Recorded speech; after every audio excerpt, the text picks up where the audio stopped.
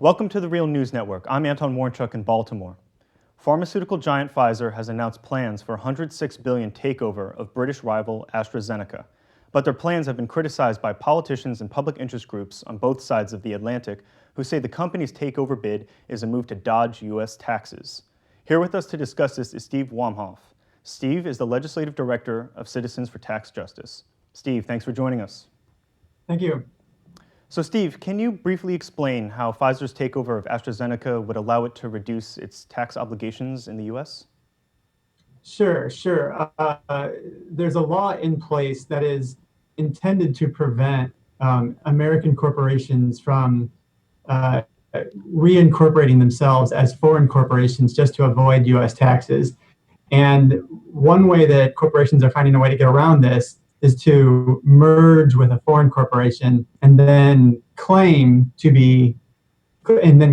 the new entity is a foreign company that is not subject to U.S. taxes. So do you consider Pfizer's takeover as the culmination of a long-standing tax avoidance strategy? It may well be. We know that pharmaceutical companies like Pfizer definitely do engage in a lot of maneuvers to avoid paying U.S. taxes on their U.S. profits. And this latest maneuver, this attempt to become a foreign company for tax purposes, would make it even easier for them to avoid taxes. We know that these companies have a long history of pulling all sorts of different types of accounting gimmicks to make it look like their U.S. profits are earned in places like the Cayman Islands or Bermuda, and this maneuver would make it much easier for Pfizer to get away with those things. Yeah, in fact, many of Pfizer's foreign earnings are actually made from products made and sold in the U.S. Can you explain how these profits end up in foreign bank accounts? Right. So oftentimes, what an American corporation will do is they'll have a copyright or a patent or some sort of intellectual property, and they'll say that intellectual property is held in a subsidiary company in a place like Bermuda or the Cayman Islands that doesn't tax corporate profits. And then the American corporation will say, oh, well, we had to pay all of these royalties to this offshore subsidiary, and that's why we don't have any profits here in the U.S. that can be taxed. Well, this is all nonsense, of course. That the subsidiary might be completely owned by the American corporation. And oftentimes the actual schemes are much more complex. It might involve many subsidiaries in a lot of different countries, but the overall effect of it is the same as what I've just described.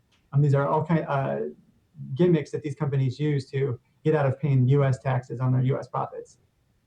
So how much has Pfizer paid in federal taxes in recent years, and how does that compare to the ways that the company benefits from U.S. taxpayer money?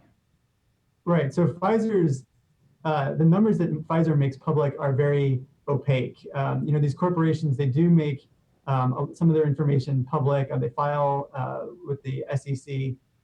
And when we look at Pfizer's numbers, a lot of it doesn't make sense. They say they have revenue in the U.S., but they say they have losses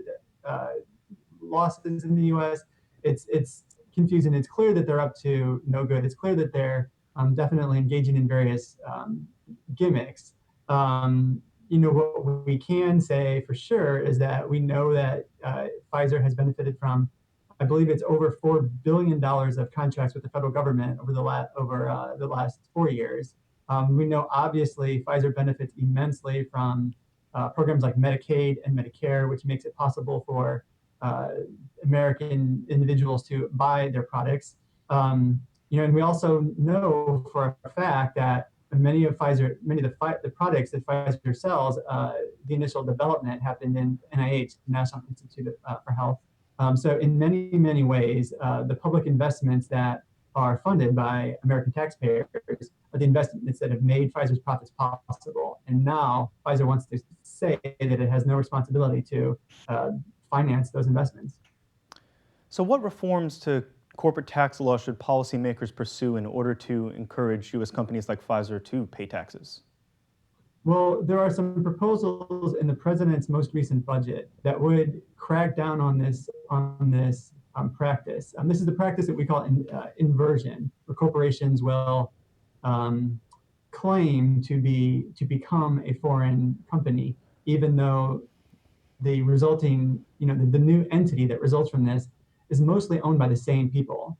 In many cases, the proposal that the president has put forward would say, look, if you're an American corporation and you merge with some sort of foreign corporation, the resulting entity is still majority owned by the same shareholders of the original American company, then we're not going to recognize that this new company as a foreign company. You're still a U.S. corporation because clearly the ownership has not changed. The president's proposal would also say that if the resulting company still has a substantial business in the U.S. and still managed and controlled in the U.S., then it is in fact a U.S. company, and that makes perfect sense.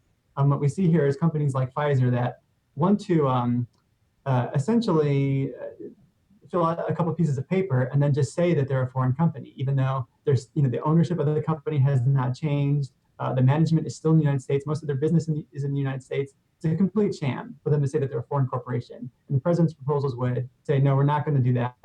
You are still a U.S. corporation. You will still be subject to U.S. taxes. Okay, Steve Wamhoff of Citizens for Tax Justice, thank you so much for joining us. Thank you. And thank you for joining us on the Real News Network.